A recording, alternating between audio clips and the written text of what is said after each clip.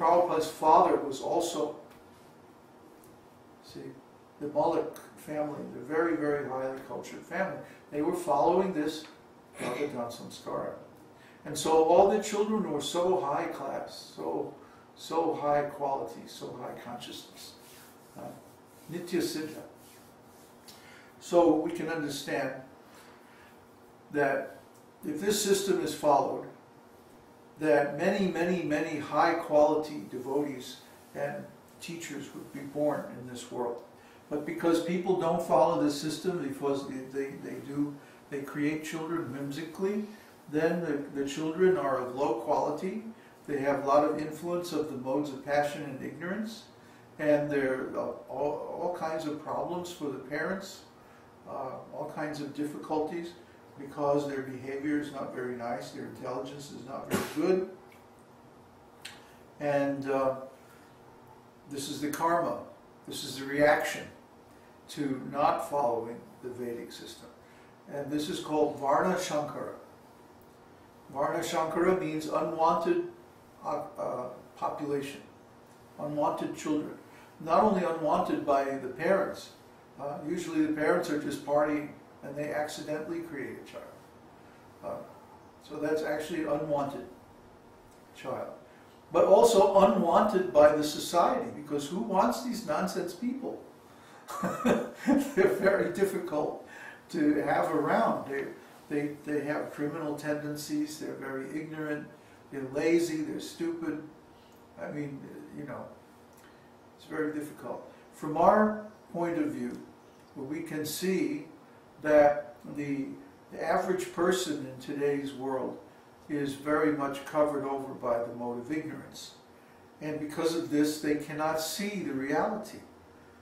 They cannot see Krishna in every atom. They cannot see that the Lord is present in their heart, the super soul. They cannot see who they are in the spiritual world. They cannot see what is going on. And their vision is limited to the senses and like that. And so because of this conditioning, because of this ignorance, this material disease, they suffer. We don't like to see them suffer. But at the same time, their condition is certainly the result of their previous activities. And if you know the actual law of God, then you can understand why this is all happening like that. If you try to speculate and say, oh, these are good people, these are nice kids, everything like that. No, they're not nice and they're not good because they're not following God's actual law. What does Krishna say? I am sex life which is not in conflict with religious principles. That's what he says in Bhagavad-gītā. So if we follow that, then the results are very auspicious. And this is a very important part of our requirements for initiation. So I'm going to continue with Nectar of Devotion, qualities of Śrī Kṛṣṇa further explained. Number 41, all-auspicious. A person who is always engaged in auspicious welfare activities for everyone is known as all-auspicious. After the disappearance of Lord Krishna from this planet, Uddhava began to remember the activities of the Lord and said, Krishna satisfied all great sages by his wonderful activities. He demolished all of the demoniac activities of the cruel royal order, protected all pious men, and killed all cruel fighters on the battlefield. Therefore he is all auspicious for all men. Well, we could talk for days about how everything that Krishna does is good for everyone.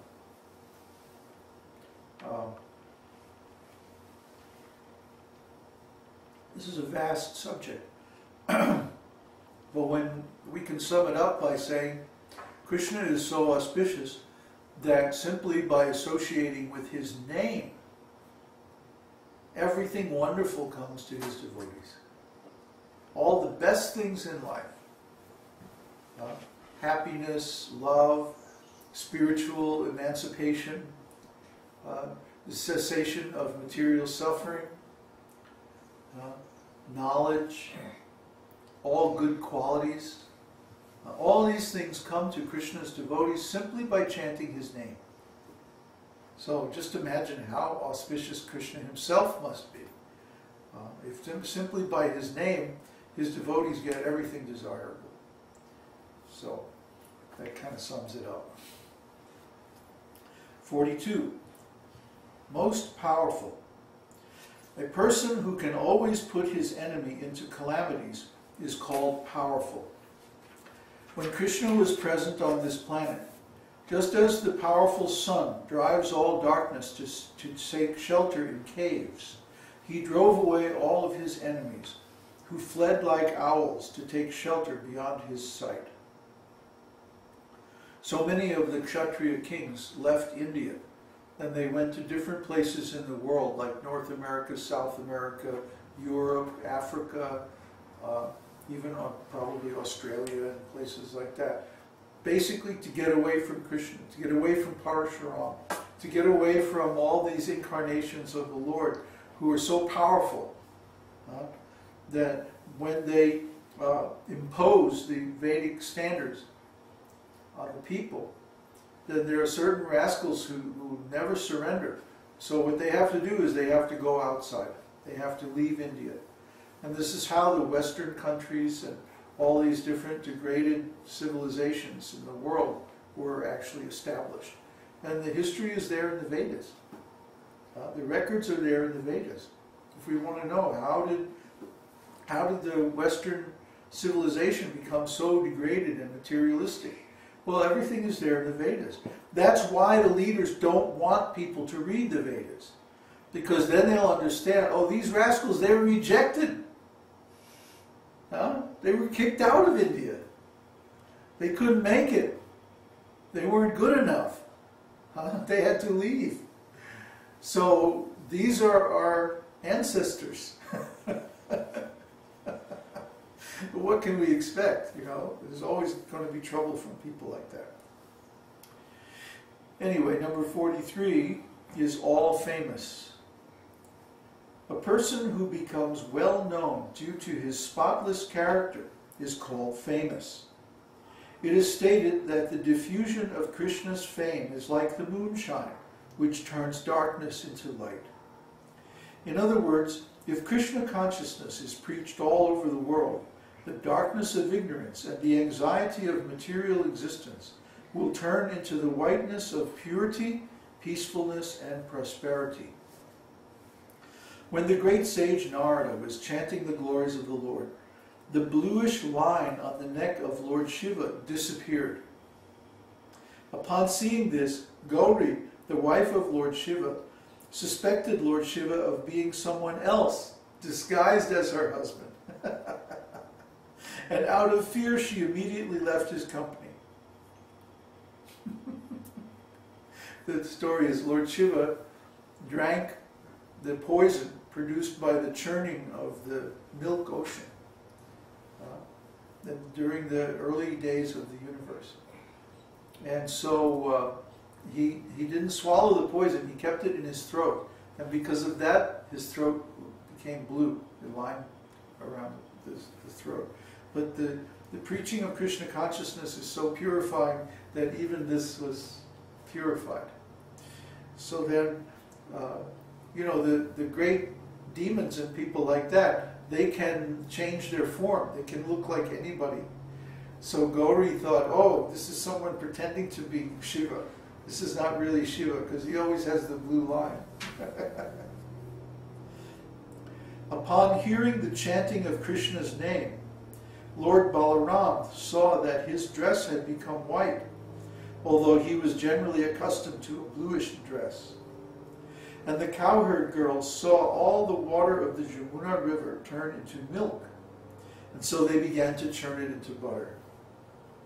In other words, by spreading of Krishna consciousness, or the glories of Krishna, everything became white and pure.